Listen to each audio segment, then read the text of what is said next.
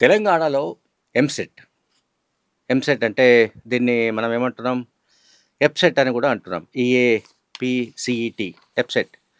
అంటే engineering and pharmacy కోర్సుల్లో ప్రవేశానికి సంబంధించి, అడ్మిషన్‌కి సంబంధించి ఈ ఎప్సెట్‌ను నిర్వహిస్తున్నాం. ఈఏపీసీఈఎట్ అంటాం. సీఎట్, సీఈటీ.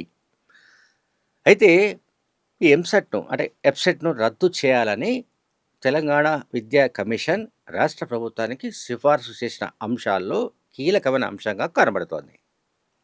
రాష్ట్ర ప్రభుత్వానికి తెలంగాణ విద్యా కమిషన్ చైర్మన్ ఆకునూరి మురళి సమర్పించిన నివేదికలో ఇచ్చిన సిఫారసుల్లో ఇది చాలా కీలకమైనదిగా కనిపిస్తుంది. ఎప్సెట్ రద్దు.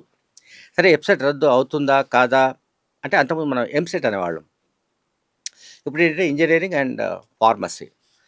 దీనికి సంబంధించి ప్రధానంగా తెలంగాణ విద్యా కమిషన్ ఏం చెప్తున్నదంటే, ఆర్గ్యుమెంట్ ఏంటంటే, తెలుగు రాష్ట్రాల్లో అంటే తెలంగాణ విడిపోక ముందు కానీ, తెలంగాణ విడిపోయిన తర్వాత కానీ, ఇది 2 రాష్ట్రాల్లో ఆంధ్రప్రదేశ్ అండ్ తెలంగాణలో ఉన్నంతగా ఈ దేశంలో ఎక్కడ కూడా ఇటువంటి కోచింగ్ సెంటర్స్ లేవు. అసలు విద్యను ఒక ఇండస్ట్రీగా మార్చి పారేశారు. అదొక వ్యాపారంగా మార్చి పారేశారు. వ్యాపారాన్ని అంటే వ్యాపార సామ్రాజ్యంగా మార్చివేశారు. దీనికి సంబంధించి గణాంకాలు కూడా మన దగ్గరున్నాయి. ఈ గణాంకాలు ఏంటంటే దాదాపుగా ఒక సంస్థ, నేను పేర్లు చెప్పను. మన తెలంగాణను కానీ, ఏపీని కానీ రెండింటిని కంట్రోల్ చేస్తున్నది. అంటే విద్యా రంగాన్ని కంట్రోల్ చేస్తున్నది 2 సంస్థలు. ఇందులో ఈ కోచింగ్‌కి సంబంధించిన వ్యవహారంలో ఒక సంస్థ ఆల్మోస్ట్ ఒక ఏడాదికి 5,000,00,00,000 సంపాదిస్తుంది. 5,000,00,00,000 ఒక సంస్థ కేవలం కోచింగ్ పేరిట. అండ్ ఇంకొక సంస్థ దాదాపు 3,500,00,00,000 నుంచి 4,000,00,00,000. ఆలోచిద్దాం. అంటే ఏ రకంగా జరుగుతుంది అంటే ఆల్మోస్ట్ ఈ 2 సంస్థలు కలిసి ప్రతి ఏటా 7,500,000,00,00,000 ఆదాయాన్ని సమకూర్చుకుంటున్నాయంటే, దాన్ని బట్టి ప్రజల్ని ఏ రకంగా పీల్చి పిప్పి చేస్తున్నాయో మనం అర్థం చేసుకోవచ్చు. అందువల్ల విద్యా కమిషన్ తన సూచనలో చెప్పింది ఏంటంటే, ఎస్ఎస్సి, ఇంటర్మీడియట్ ఈ 2 బోర్డులను విలీనం చేయాలి. ఒకే బోర్డుగా మార్చాలి ఒకటి.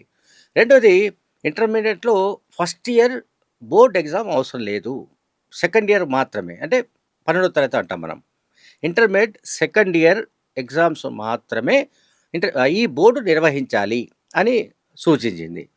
తర్వాత ఇంటర్మీడియట్‌లో ఇప్పుడు పాస్ మార్కులు ఎన్ని అంటే 35 మార్క్స్ ఉన్నాయి. దీన్ని 45 మార్క్స్‌కు పెంచాలని కూడా సిఫారసు చేసింది. ఇది మన విద్యా కమిషన్. అయితే ఇదంతా ఎందుకు చెప్తున్నామంటే, జేఈఈ అండ్ నీట్ అంటాం కదా, ఎన్ఈఈటీ ఇటువంటి కోచింగ్ సెంటర్స్ కానీ, ప్రైవేట్ కోచింగ్ సెంటర్లు, అలాగే హాస్టళ్లను నియంత్రించడానికి ఇప్పుడున్న చట్టాలు సరిపోవు. వాటిని సవరించాలని కూడా విద్యా కమిషన్ రాష్ట్ర ప్రభుత్వానికి సిఫారసు చేసింది. అలాగే ప్రైవేట్ జూనియర్ కాలేజీల పేరుతో జరుగుతున్న కోచింగ్ వ్యాపారాన్ని పూర్తిగా నిర్మూలించాలి. వాటిని నియంత్రించాలని కూడా విద్యా కమిషన్ సూచించడాన్ని మనం అర్థం చేసుకోవచ్చు.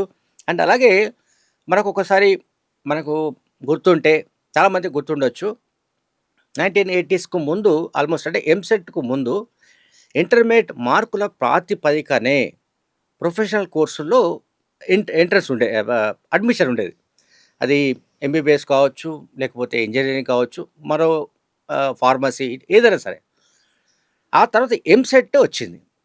అయితే ఇప్పుడు విద్యా కమిషన్ ఏం చెప్తుందంటే, ఇంటర్మీడియట్ మార్కుల ఆధారంగానే, మార్కుల ప్రాతిపదికనే వీటిలో ఇంజనీరింగ్, ఫార్మసీ ఇటువంటి వాటిల్లో అడ్మిషన్స్ చేయాలని కూడా విద్యా కమిషన్ తెలియజేసింది. అట్లాగే తెలంగాణలో టాప్ కార్పొరేట్ కాలేజీలుగా చెబుతున్నవి ఏవైతే ఉన్నాయో అవన్నీ కూడా పూర్తిగా వ్యాపారంగా మారిపోయాయి. అవి ఒక బిజినెస్ మోడల్‌లో నడిపిస్తున్నాయి అని కూడా విద్యా కమిషన్ తెలియజేసింది. ఒక్కొక్క కోచింగ్ సెంటర్‌కు నిర్వహణకు కేవలం 40,00,000-50 లక్షలు ఖర్చయితే, వాళ్లకు ఆదాయం వచ్చేసి ఏటా ఆల్మోస్ట్ 1,20,00,000కు పైగా ఉన్నట్టుగా కూడా కొన్ని వివరాలు మనకు అందుతున్నాయి. అలాగే ఈ కోచింగ్ సెంటర్స్ దేశవ్యాప్తంగా కూడా ప్రతి సంవత్సరం 20% పెరుగుతున్నట్టుగా తెలుస్తోంది. 20%. అంటే ఫర్ ఎగ్జాంపుల్ ఈ సంవత్సరం ఒక 100 ఉన్నాయనుకుందాం యావరేజ్‌గా. ఇన్ అండ్ ఆల్ యావరేజ్‌గా ఒక 100 ఉంటే నెక్స్ట్ ఇయర్ కల్లా 120 అవుతున్నాయి. 20% కోచింగ్ సెంటర్స్ పెరుగుతున్నాయి. ఈ ప్రైవేట్ కోచింగ్ సెంటర్సు ప్రజల్ని ఎట్లా దోపిడీ చేస్తున్నాయి, ఏ రకంగా చేస్తున్నాయనేది కూడా కమిషన్ చాలా డీటెయిల్డ్‌గా అందులో వివరించింది. అలాగే మనందరికి తెలుసు బోర్డు సిలబస్ అట్లాగే ఆహ్, ఎంట్రన్స్ ప్రిపరేషన్ అని, ఆ తర్వాత ఇంకా రకరకాల పద్ధతులు ఇంటిగ్రేటెడ్ కోర్సెస్ అని, లేదా రిజల్ట్స్ బేస్డ్ బ్రాండింగ్ అని, అండ్ అడ్వాన్స్డ్ ఆహ్, కోర్సెస్ అని, అండ్ ఒకే మెటీరియల్‌ను వేల మంది విద్యార్థులకు పంపిణీ చేయడం, అండ్ పెద్ద పెద్ద బ్యాచ్‌లను నిర్వహించడం. సో, ఇట్లా వీళ్ళు ఏటా దాదాపు ఇటువంటి సంస్థలు అంటే నేను చెప్పాను 2 సంస్థలు చెప్పాను నేను. ఇవి కాకుండా ఇంకా ఏమైనా సంస్థలుంటే అంతా కలిపి ఆల్ టుగెదర్ దాదాపు ప్రతి సంవత్సరం ఈ కోచింగ్ పేరిట అంటే ఇంటర్మీడియేట్‌లో మన పిల్లల్ని ఎవరైనా సరే ఇప్పుడు మన మన తెలుగు రాష్ట్రాల్లోనే ఈ జాడ్యం ఉంది చాలా కాలంగా. 40 ఏళ్లుగా ఉన్న జాడ్యం ఏంటంటే అయితే ఇంజినీర్ కావాలి లేకపోతే డాక్టర్ కావాలి అంతే దట్స్ ఆల్. ఇంకా వేరే ప్రపంచంలో ఈ దేశంలో అనేక వృత్తులున్నాయనో, అనేక కోర్సులున్నాయనో, వాటిని చేద్దామనో అటువంటి ఆలోచన లేకుండా తల్లిదండ్రులు గానీ, బంధువులు, కుటుంబ సభ్యులు అందరూ కూడా ఒత్తిడి తీసుకురావడం. దాంతో తీసుకెళ్ళి ఇంటర్మీడియేట్ ఏమంటాం మనం లాంగ్ టర్మ్ కోచింగ్ అని, ఇంకేదో రకంగా కోచింగ్ అని వాళ్ళని తీసుకెళ్ళి అక్కడ పెట్టడం. తర్వాత వాళ్ళ పైన ఒత్తిడి పెరిగిపోవడం. తద్వారా కొన్ని చోట్ల ఆత్మహత్యలకు కూడా విద్యార్థులు పాల్పడుతుండడం, ఆ ఘటనలను కూడా మనం చూస్తున్నాం. అందువల్ల ఇక్కడేంటంటే విద్యా కమిషన్ చేసిన సిఫారసులు అమలవుతాయా కాదా అనేది పక్కన పెడితే, వీటి పట్ల రాష్ట్ర ప్రభుత్వం సానుకూలంగా వ్యవహరించాల్సిన అవసరం అయితే కనిపిస్తోంది. ఇప్పటిదాకా ఉన్న ఏవైతే ప్రైవేట్ కోచింగ్ సెంటర్స్ ఏవైతే విచ్చలవిడిగా పుట్టగొడుగుల్లా వెలుస్తున్నాయో, వాటిని నియంత్రించాల్సిన బాధ్యత ప్రభుత్వం పైనే ఉంది.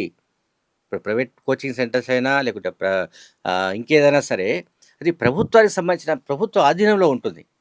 అందువల్ల రేవంత్ రెడ్డి ప్రభుత్వం విద్యా కమిషన్ ఇచ్చిన సిఫార్సులపైన, దీనిపైన ఖచ్చితంగా ఆలోచించే అవకాశం కనిపిస్తోంది.